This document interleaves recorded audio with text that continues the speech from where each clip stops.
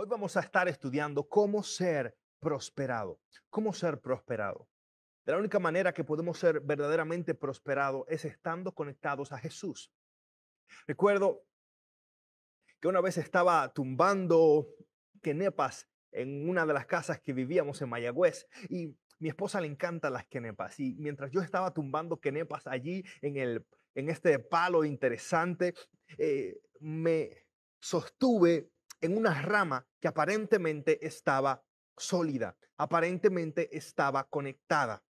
Y cuando puse la fuerza de mi pie en esa rama, la rama se rompió. Mi esposa se asustó y dijo: negro, yo te prefiero a ti que las quenepas, bájate de ahí. No quiero que te vayas a caer o que tengas un accidente. Me sorprendió porque esta rama parecía estar conectada, parecía ser próspera, parecía dar buenos frutos, pero muchas veces las apariencias nos engañan. Muchas veces las ideas de prosperidad nos engañan.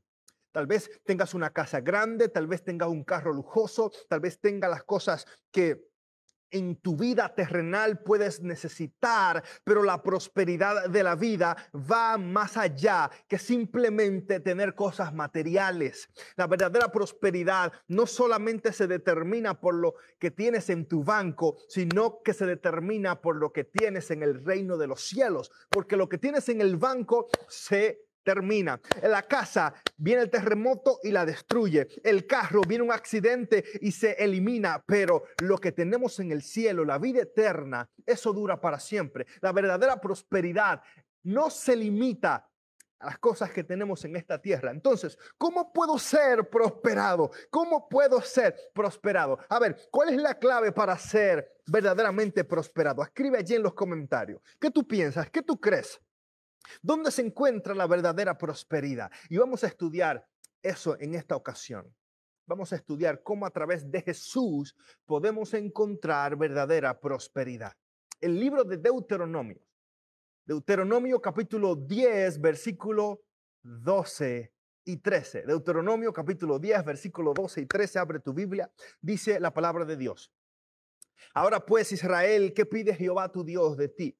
Sino que temas a Jehová, que andes en sus caminos y que le ames, que le sirvas con todo tu corazón y con toda tu alma, que guardes los mandamientos y sus estatutos que yo te prescribo hoy. Ahora presta atención, para que tengas prosperidad. En esta palabra encontramos las herramientas, los secretos para ser verdaderamente prosperados. Me encanta el libro de Deuteronomio.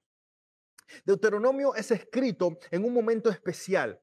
Moisés ya está terminando su jornada como líder. Ayer estudiamos un poquito de la vida de Josué, el nuevo líder, el líder que va adelante y que conquista la tierra de Canaán. Pero ahora Moisés está en sus últimos días, en sus últimos momentos, antes de partir de la tierra, antes de dejar este lugar. Y Moisés empieza a escribir para aclararle la visión a Israel, para recordarles de dónde habían venido y para recordarles a dónde debían llegar.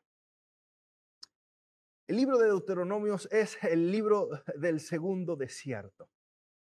Y a veces le tenemos miedo al desierto, le tenemos miedo a los procesos, pero si no aprendemos de los procesos, si no aprendemos de los errores del pasado, estamos destinados a cometer los mismos errores una y otra vez.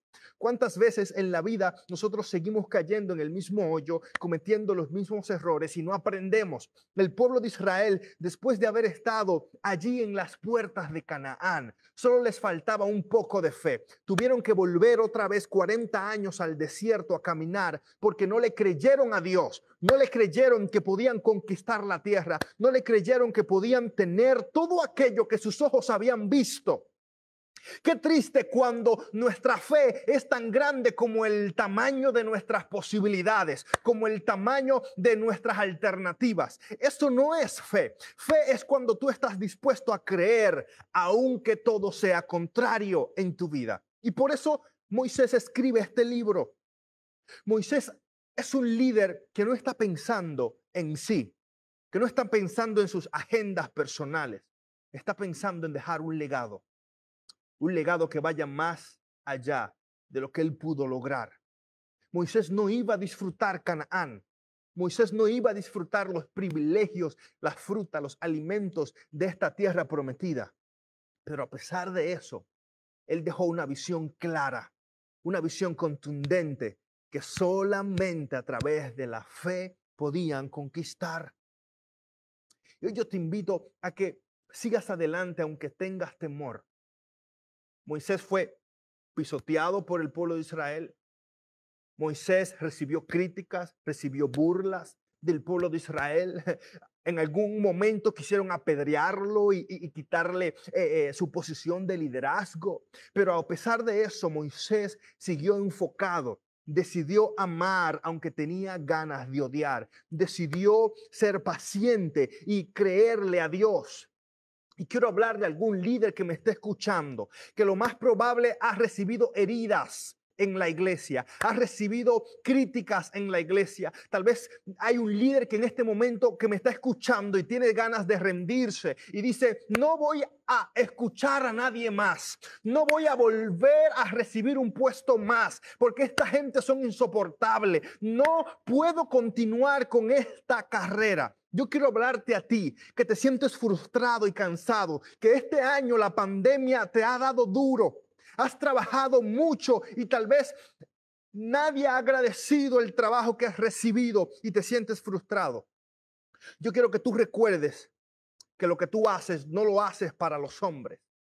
Lo que tú haces no lo haces para agradar al ser humano, lo haces para agradar a Dios.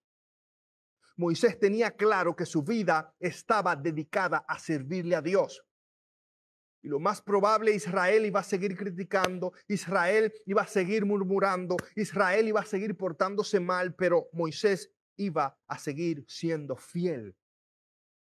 No puedes determinar tu capacidad de liderazgo por las críticas que recibes, sino por la fidelidad que tienes delante de Dios. Si te enfocas en lo que la gente dice, jamás podrás cumplir en lo que Dios está esperando de ti. Si te enfocas en lo que la gente quiere, jamás podrás cumplir lo que Dios quiere de ti. Por eso Moisés escribe el libro de Deuteronomio. Lo escribe para dejarle al pueblo de Israel una visión clara hacia dónde se deben dirigir. Y me gusta porque el texto dice, ¿qué pide Dios de ti? ¿Qué pide Dios de ti? Y a veces pensamos que Dios pide cosas porque Él necesita nuestra adoración, necesita nuestra obediencia, necesita nuestra pleitesía, pero Dios no necesita nada de nosotros. Al contrario, todo lo que Dios pide de nosotros es con el simple hecho de Él entregarnos algo más grande y mayor. No puedes recibir lo nuevo de Dios si tus manos están llenas. No puedes recibir la bendición de Dios si tus manos están ocupadas agarrando lo viejo. Para recibir lo nuevo de Dios, yo necesito soltar lo viejo que tengo en mis manos. Lo que Dios pide nunca es con el fin de Él ganar algo de ti, sino con el fin de entregarte aún más de lo que tienes. Con el fin de entregarte aún más de lo que tienes. Dios desea darte más bendición. Dios desea darte más felicidad. Dios desea darte más gracia. ¿Y cómo adquirimos eso? A través de la obediencia y la disciplina. Eso estuvimos estudiándolo anteriormente. No podemos simplemente pretender recibir las bendiciones de Dios sin el sacrificio. Me gusta porque antes de que tú y yo decidiéramos obedecer, ya Dios te hizo obediente hasta la muerte de cruz. Antes de que tú y yo tuviéramos fe, ya Dios tuvo fe desde el principio y creyó que tú podías ser salvo. Antes de que tú y yo decidiéramos amar a Dios, ya Dios nos amó desde antes de la fundación del mundo. Antes de que tú y yo decidiéramos entregarnos totalmente para Dios, ya Dios se había entregado a través de su Hijo para darnos vida eterna, vida eterna. Él se entregó primero. La prosperidad no está en las cosas que recibimos, sino en lo que podemos dar. La prosperidad no está en lo que recibes, sino en lo que puedes dar. Hay tanta gente que solamente quieren recibir. Yo quiero recibir atención, yo quiero recibir dinero, yo quiero recibir pleitesía, aplauso, yo quiero recibir una nueva casa, quiero recibir más amor, pero no estamos dispuestos a dar. No puedes recibir si no aprendes primeramente a dar, a entregar, a bendecir a otros. Por eso dicen que hay más bendición en dar que en recibir, porque cuando damos nos preparamos para recibir más. Aquella persona que da más le está diciendo a Dios: Dios, me puedes dar más porque yo estoy utilizando lo que tú me estás dando. No estanques lo que Dios te dio, no lo encierres.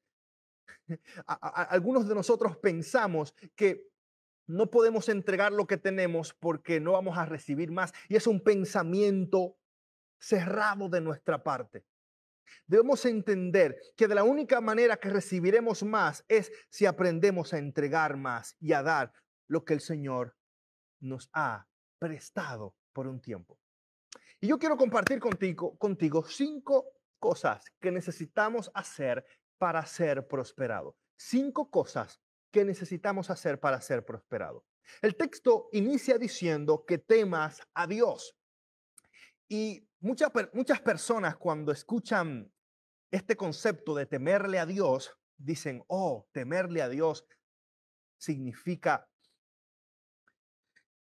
esconderme, significa no entrar en su presencia, significa temblar de miedo porque Dios está presente. Pero temer a Dios realmente significa reverencia porque yo entiendo quién es Él, significa aferrarme a quién es Él y significa adorarle a Él.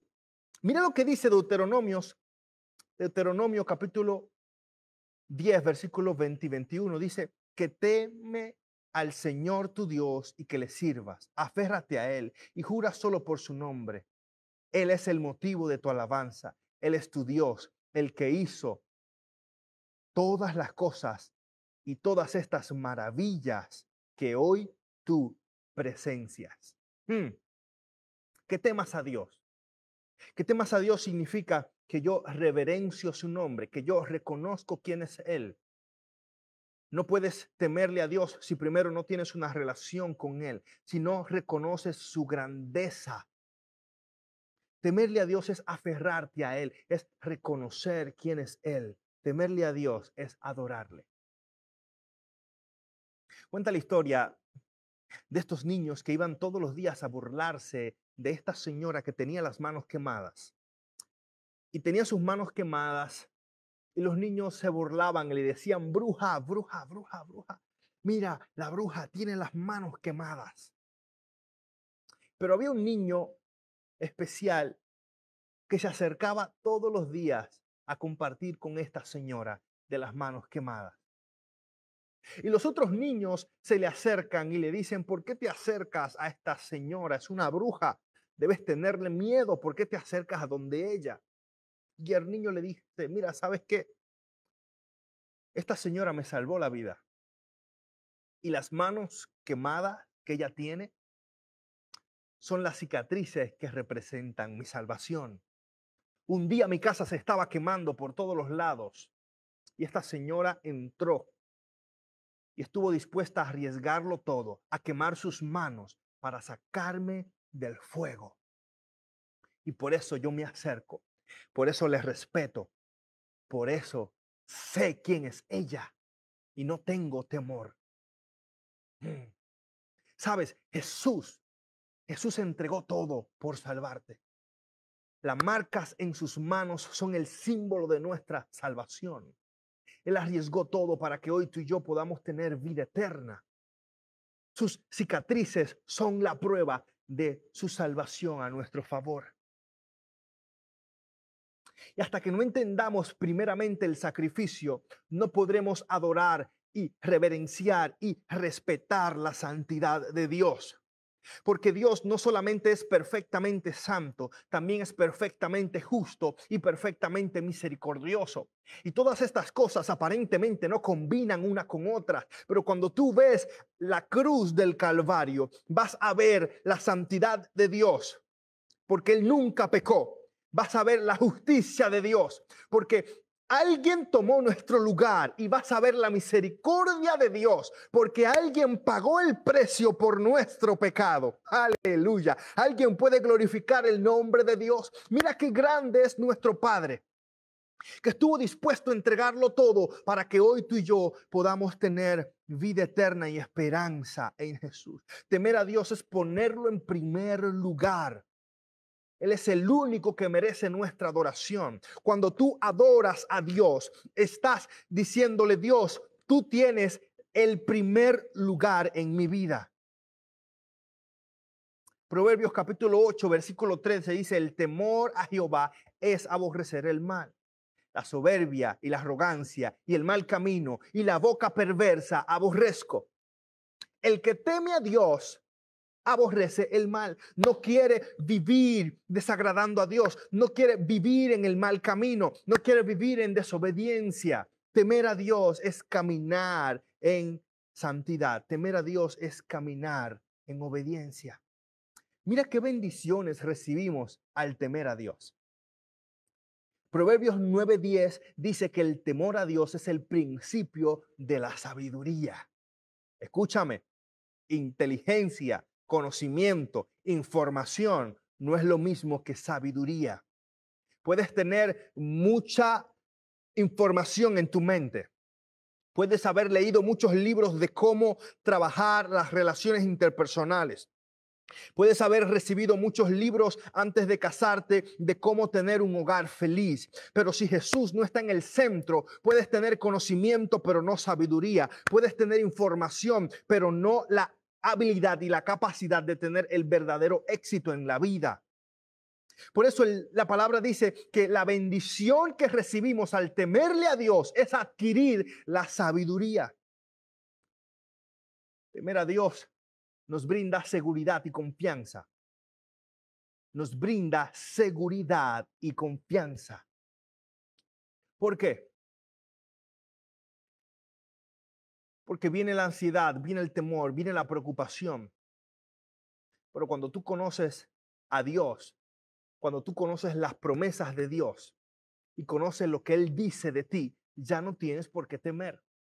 Está garantizada la promesa de Dios en tu vida. El que le teme a Dios, el que conoce a Dios, sabe que aunque las cosas se están poniendo mal, vendrán días mejores. Escúchame, sí, vendrán días mejores. Después de esta pandemia, vendrán días mejores. Después de esta crisis, vendrán días mejores. Porque aquel que teme a Jehová conoce cuál es el camino y sabe que a los que aman a Dios todo obra para bien.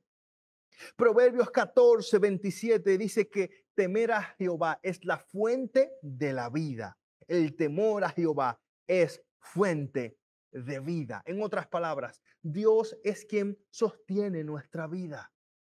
Nosotros no nos sostenemos a nosotros mismos, no somos autosuficientes. No podemos decir: ¿sabes qué? Yo mismo sostengo mi vida por mi propia capacidad. Eso es mentira. Tú vives, tú respiras. Ahora mismo estás respirando por la gracia de Dios. Es la obra de Dios quien nos da la bendición. Todo aquel que teme a Dios tiene fuente de vida. El que teme a Dios recibe bendición y prosperidad. Proverbios 22:4. Que Dios recompensa al humilde, y del temor del Señor son las riquezas, la honra y la vida. ¡Qué bendición! ¿Sabes? Temer a Dios no solo te da sabiduría, pero también te da bendición y prosperidad. ¿Quieres, quieres ser prosperado en todo? ¿Quieres ser prosperado en tu caminar? Mira a Jesús. Solo los que están conectados a Jesús pueden dar frutos verdaderos. ¿Por qué tú crees que hay tanta gente que desea ser ricos rápido? Tanta gente que le gusta meterse en planes de hazte millonario en 3 semanas o éntrate a este programa de ventas y mira cómo te vas a hacer millonario en tan solo 4 días. Escúchame, cuando algo parece demasiado bueno como eso, lo más probable no es cierto. Hay tanta gente que quiere rápidamente adquirir riqueza, adquirir prosperidad, adquirir bendición y no entienden que todo lo que vale la pena tiene un sacrificio y un precio que pagar. Ahora presta atención. La salvación que Dios nos ofrece también tiene un precio que pagar, pero ya Dios la pagó. Aleluya, ya Él la pagó. Tú y yo solamente debemos reconocer y aceptar ese regalo de Dios. Temer a Dios es ponerlo en primer lugar. Temer a Dios es conectarte a Jesús diariamente. Dime cómo inviertes tu tiempo y te diré dónde está tu corazón. Los que temen a Dios reconocen que lo más importante y lo primero es estar conectado con Dios. Qué estresante es andar con el celular sin batería. Esta mañana estaba esperando a una comitiva de maestros y de amigos que iban a visitar mi escuela aquí en Vieques. Y yo dejé mi celular en la oficina, me distraje, vine a trabajar algo en la iglesia y dejé mi celular y mi celular estaba descargado y se me había olvidado buscar a mis amigos en el puerto. Y cuando me di cuenta, salí corriendo y miré mi celular. Tenía varias llamadas perdidas y un mensaje de texto: estamos aquí esperándote. Y yo salí corriendo a buscar a mis amigos, a buscarles para traerles a este lugar. Y me llama la atención porque cuando estamos conectados con Jesús, podemos recibir la información a tiempo. Yo, por estar distraído, por estar en otras cosas, por dejar mi celular conectado por otro lugar y no estar pendiente, no me di cuenta de que tenía que buscarles, de que tenía que traerles a la iglesia.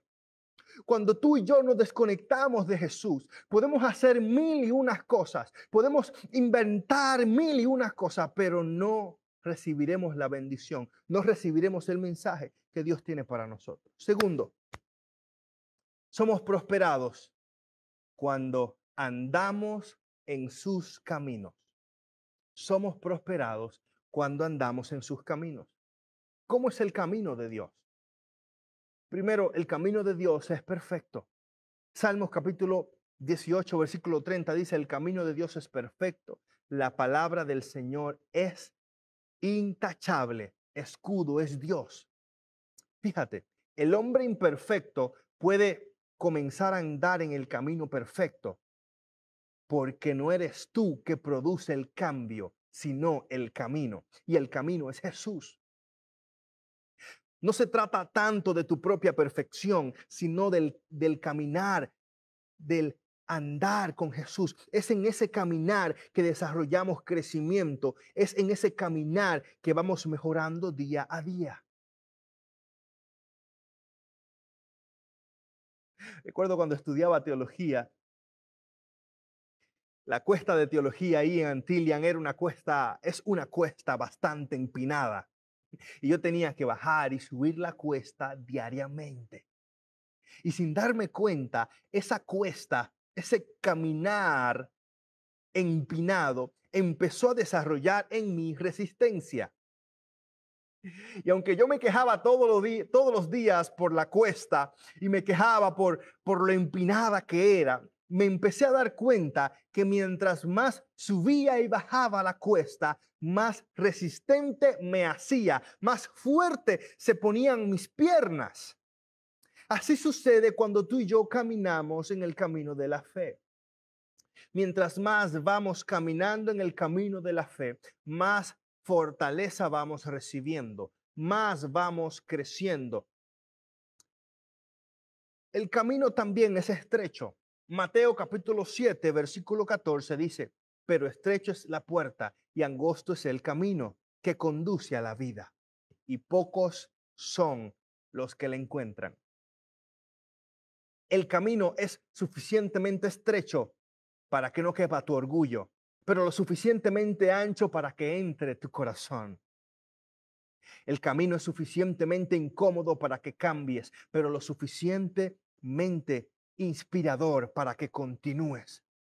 No es muy espacioso para que te distraigas, pero es lo suficientemente angosto para que te enfoques en el final.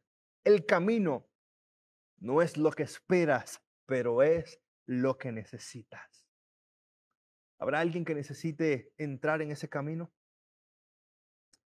¿Habrá alguien que necesite caminar por el camino angosto? Es incómodo, pero es transformador. Es el camino que nos lleva a la gracia. Es el camino que nos lleva a la salvación. Todo el mundo quiere el camino fácil, el camino ancho, el camino que está grande y espacioso. Todo el mundo le gustan las calles amplias. Pero en el contexto bíblico podemos entender que es ese camino que aparentemente parece seguro, que aparentemente parece estable, es el camino que nos lleva a la perdición. Jesús es el camino.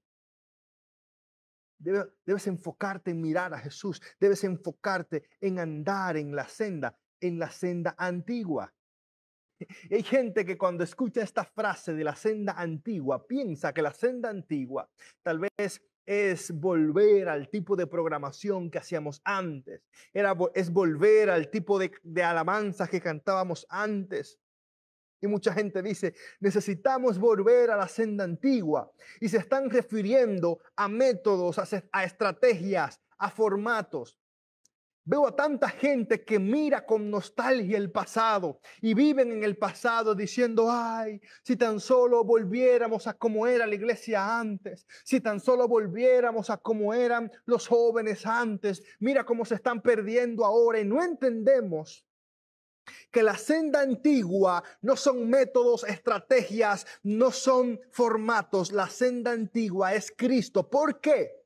Porque la senda es lo suficientemente antigua para ser perfecta, estable y constante. Por eso Juan capítulo 14, versículo 6 dice, yo soy el camino, yo soy la verdad, yo soy la vida. Nadie viene al Padre si no es por mí. No alcanzamos la salvación por los métodos. No alcanzamos la salvación por los coritos que cantábamos antes. No alcanzamos la salvación por las estrategias. No alcanzamos la salvación por lo que podemos hacer, sino por Cristo. Él es el camino. Él es quien nos transforma. Él es la única vía hacia el Padre. Hebreos capítulo 10, versículo 20 me dice que Él abrió un nuevo camino para que podamos andar por Él, para que podamos encontrar salvación. Y ese nuevo camino es Jesús. Deja de estar mirando el pasado con nostalgia y empieza a mirar el futuro con esperanza. Deja de mirar hacia atrás. Oh, mira qué bien era el camino antes. Mira qué cómodo era antes. Mira qué bendecido era el camino antes. Deja de estar mirando hacia atrás. Terminarás tropezándote. Cuando te pasas mirando constantemente hacia atrás, terminarás tropezándote. Terminarás cayendo en el hoyo. ¿No te ha pasado que estás caminando y de repente miras atrás y te chocas con la pared? O de repente miras a un lado y te tropiezas con un palo. Porque la vida no se trata de vivir mirando hacia atrás, de vivir mirando hacia los lados, a ver qué está haciendo el otro, a ver qué piensa el otro de lo que estoy haciendo. La vida se trata de mirar hacia adelante. Por eso nuestros ojos están aquí al frente, porque el propósito de Dios es que miremos adelante, miremos a la visión que Dios nos ha dado, miremos al futuro que Dios tiene para nosotros. Dice el necio en su corazón, el pasado era mejor. Si tan solo supieras que lo mejor aún está por venir, que lo mejor está todavía por venir. Sí, aunque las cosas se estén poniendo malas, lo mejor está por venir. Delante está la promesa, delante está la segunda venida, delante está la restauración, delante está el perdón. Así que mira hacia adelante, porque adelante hay un futuro brillante para ti y para mí. Seguirás cayendo en los mismos errores, seguirás tropezando con tu fracaso, seguirás cayendo en la misma experiencia amarga de la vida, hasta que aprendas a mirar al frente, hasta que aprendas a confiar que lo que Dios tiene para ti es mejor. ¿Puedes tú creerle a Dios? Escríbelo allí. Lo que viene es mejor. Escríbelo. Lo que viene es mejor. Créelo. Todo el mundo está diciendo lo que viene es peor. Lo que viene para la pandemia es peor. Lo que viene en esta crisis es peor. La enfermedad que viene es peor. Lo que viene para la iglesia es peor. Pero debemos creerle a Dios y decirle no. Lo que viene es mejor, aunque las cosas se estén poniendo peor. Para los hijos de Dios, lo que viene es mucho, mucho mejor. Solo necesitas creerle a Dios. Solo necesitas confiar y caminar hacia adelante. Número 3. El texto nos dice que le ames. Que ames a Dios. Ama al Señor tu Dios con todo tu corazón, con toda tu alma y con toda tu fuerza. ¿Qué significa amar a Dios? Amar a Dios representa 3 cosas importantes. Amar a Dios está en nuestras emociones, en nuestro espíritu y en nuestro racional. Está en lo que sentimos, en lo que creemos y en cómo vivimos. Primero, amamos a Dios en nuestra manera de vivir. Amar a Dios no es un simple sentimiento que se esfuma en el aire y que flota así. No, no, no. Amar a Dios se expresa diariamente. La Biblia dice, si me amas, guarda mis mandamientos. Yo amo a Dios demostrándole y obedeciéndole. Yo amo a Dios amando a mi prójimo. Dios dice, si me amas, ama a mi prójimo. No puedes decir que amas a Dios y odias a tu vecino. No puedes decir que amas a Dios y todavía no has aprendido a perdonar. Amar a Dios que no ves se visualiza amando a la gente que te rodea, que sí puedes ver. Ese es el amor de Dios. Amar a Dios se representa en lo que sientes. Puedes sentir el amor de Dios, lo puedes experimentar de forma física en tu vida. Pero no te confundas. No te confundas porque nuestro corazón es engañoso más que todas las cosas. Pero es lindo sentir la presencia de Dios. Es lindo sentir la compañía de Dios. Es lindo sentir su presencia y su fortaleza en nuestra vida.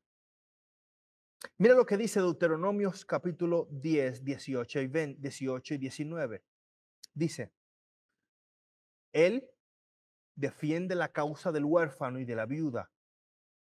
Muestra su amor por el extranjero, proveyéndole ropa y alimento. Asimismo, debes tú mostrar amor por los extranjeros, porque también tú fuiste extranjero en Egipto. El amor de Dios se manifiesta de una manera práctica.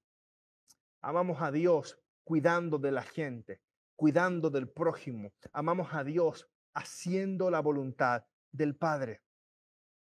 Nuestro amor se ve claramente cuando tratamos a la gente con gracia. Y yo me he dado cuenta que mientras más tiempo yo dedico de intimidad con Dios, más me enamoro de Dios y más aprendo a amar a la gente. Cuando vivía en Mayagüez, en la universidad, teníamos una casa dentro de la universidad y a mi esposa y a mí nos encantaba caminar en el terreno de la universidad, un terreno bastante grande y amplio. Y yo acostumbraba a desconectarme de todo y simplemente agarrarle la mano y dialogar, conversar con ella y caminar. Y comencé a darme cuenta que mientras más tiempo yo dedicaba con mi esposa, caminando con ella de la mano, más me enamoraba de ella, más descubría cosas hermosas de ella. Y aprendí que así mismo es la relación con Dios. Mientras más tiempo tú dedicas con Dios, leyendo la palabra, conectado a Jesús, orando, más te enamoras de Jesús. No puedes pretender crecer en tu vida espiritual, crecer en tu experiencia con Dios, simplemente deseándolo. Necesitas conectarte a Jesús diariamente, caminar con Jesús diariamente y vas a ver cómo tu vida va a ir creciendo día a día. Es una experiencia sobrenatural que puedes experimentar todos los días. Imagínate caminar con Dios de la mano, agarradito de la mano de Dios. ¿Cómo se siente? Sentir su presencia en las madrugadas, sentir su voz en medio de la tormenta y de la calamidad. Cuando estaba pasando el huracán María y estaban los vientos recios, no había luz, solo se escuchaba el ruido de los vientos, solo se escuchaba la lluvia caer. En medio de ese silencio, en medio de esa tormenta, yo empecé a sentir la paz de Dios y descubrí que muchas veces cuando más desconectado de todo estamos, más podemos conectarnos con Dios. Tal vez sea necesario alejar tu celular de la cama para cuando te levantes lo primero que veas sea el rostro de Dios.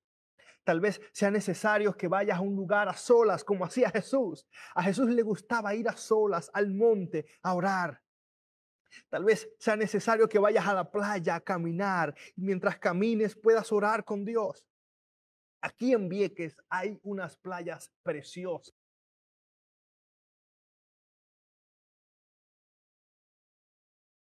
Condites a muchas playas y caminar. Y mientras el sol va saliendo, puedo hablar con Dios. La primera cita que debemos tener es la cita de intimidad con nuestro Padre Celestial. Todos los días puedes hacer audiencia con el cielo. ¿Sabes lo increíble que es hacer audiencia con el cielo? Hay algo de la cual yo me he dado cuenta. Cuando corro durante el día y voy apresurado y no me detengo a orar, a leer la Biblia, a buscar del Señor, mi día suele ser un día desastroso. Yo no puedo pasar un día sin primero conectarme con Jesús, porque me he dado cuenta que mi felicidad, mi estabilidad, mi fortaleza depende de estar conectado con Él. ¿Cuánto tiempo puedes durar con el celular sin estar conectado? ¿Cuánto tiempo puedes durar sin comer? ¿Cuánto tiempo puedes durar sin echarle gasolina a tu carro? Tal vez puedas durar un tiempo, pero se te va a apagar en algún momento. Y si no te conectas, si no llenas tu tanque espiritual de la presencia de Dios, terminarás sin fuerzas y agotado. Mientras más alto en tu liderazgo espiritual, más tiempo necesitas estar con Dios. Yo he aprendido que no puedo dar lo que no tengo. No puedo dar palabras que primero no hayas recibido de Dios. No puedo dar fortaleza si primero yo no he sido fortalecido por Dios.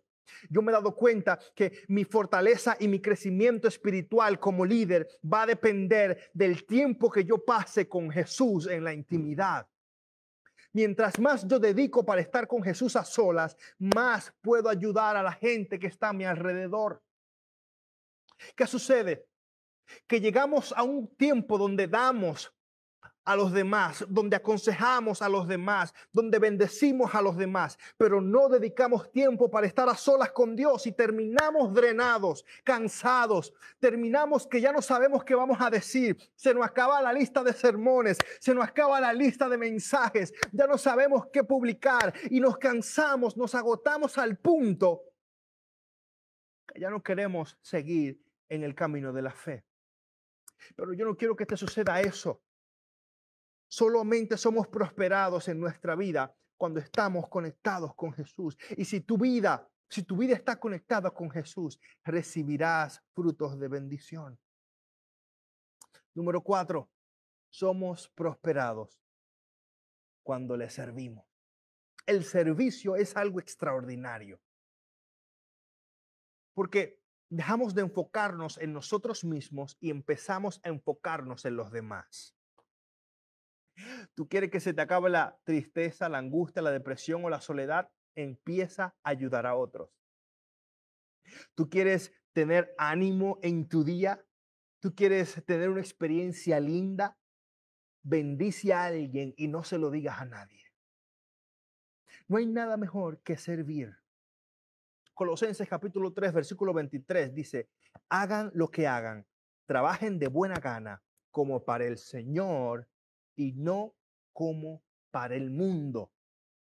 Tú trabajas y tienes un jefe, pero tu verdadero jefe es Jesús. Cuando vas al trabajo en la mañana, tu deseo principal es servir y agradar a Dios. Por eso lo que haces debes hacerlo con excelencia. No debes conformarte con pequeñas cosas. Debes reconocer que no hay nada mejor que agradar a Dios en todo lo que hacemos. Con todo el corazón y con todo el alma. Tu vida espiritual no se mide por cuántos estudios bíblicos das, sino por cuánto puedes servir, por cuánto puedes entregarte por los demás. Dios no nos necesita. Dios no necesita nuestras buenas obras, pero nuestro prójimo sí. Tu prójimo sí necesita ayuda. Tu prójimo sí necesita alimento. Tu prójimo sí necesita bendición. Y Dios nos posicionó en esta tierra para que podamos bendecir a los demás. Dios está en el cielo y no le ha dado la bendición a los ángeles, no le ha dado la bendición a nadie más de buscar a la gente y bendecirla y servirle, sino a nosotros mismos. Yo te invito a que todos los días dediques un tiempo para ayudar a alguien y no decirle a nadie. Para ayudar a alguien y que solamente Dios se entere de esa bendición que le diste a otra persona. Porque podemos confundir mucho el servicio y la bendición. Y queremos no solamente bendecir, pero también queremos que nos reconozcan por el servicio que damos. Y entonces en nuestra obra de servicio nos llenamos de orgullo y decimos, ¿sabes qué? Yo merezco que reconozcan mis 20 años de servicio en la compañía. Yo merezco que me reconozcan por mis 40 años de servicio a la iglesia. Y no entendemos que la obra de Dios no se trata del reconocimiento que podemos recibir, sino de lo que podemos hacer. Con que solamente Dios se entere es suficiente. Número 5. Somos prosperados en la obediencia. Y ya hemos estudiado esto anteriormente. Y debemos entender que Dios está buscando un pueblo que no solamente reciba experiencias gratificantes, sino que viva en obediencia, que viva haciendo su voluntad. Presta atención. Obedecer a Dios significa mirar a donde Dios nos está señalando y caminar en esa dirección. Significa prestar atención a lo que Dios está diciendo y obedecer esa palabra que Dios tiene para nosotros. La obediencia es resultado de nuestro temor a Dios, de nuestro amor a Dios, de nuestro caminar con Dios y de nuestro servicio al prójimo. Cuando amamos, cuando bendecimos a los demás, estamos obedeciendo directamente la voluntad de Dios. Debemos prestar atención a lo que Dios quiere decirnos, a sus instrucciones. Y en ese proceso recordaremos que no hay nada mejor que estar a los pies de Jesús, que no hay nada mejor que obedecerle. ¿Sabes por qué? porque todo lo que hemos recibido es por gracia. Y así como hemos recibido por gracia su bendición, también otorgaremos por gracia todo lo que Dios nos ha entregado. La prosperidad no se mide solo por los triunfos temporales, sino por llegar a la meta final. ¿Cuál es la meta final? El reino de los cielos. Hoy Dios nos pide que nos entreguemos por completo. Hoy Dios nos pide que nos conectemos a Jesús y que vivamos una vida que agrade al Señor en todo. Y tal vez tú digas, Jafet, es que yo le he fallado tanto a Dios, que yo no sé si Dios me va a aceptar. Yo le he fallado tanto a Dios que yo no sé si Dios me va a recibir. Y yo quiero decirte que yo te entiendo. Yo sé lo que significa sentirse lejos de Dios. Y si hoy tú estás desconectado, si hoy tú piensas que tu vida está fuera del propósito de Dios, hoy tú puedes volver a reconectarte con Él. Dios no te rechaza, Dios no te cierra las puertas. Él te recibe con amor, Él te recibe con misericordia. Y quiero compartir esta alabanza que Dios me la dio en un tiempo bien difícil en mi vida. Y yo, sin merecer su bondad, sin merecer su misericordia, Él me la otorgó. Y no solamente me otorgó su gracia y su misericordia, sino que me reconectó con Él. Y hoy puedo glorificar su nombre porque así como lo hizo conmigo, lo puede hacer contigo también.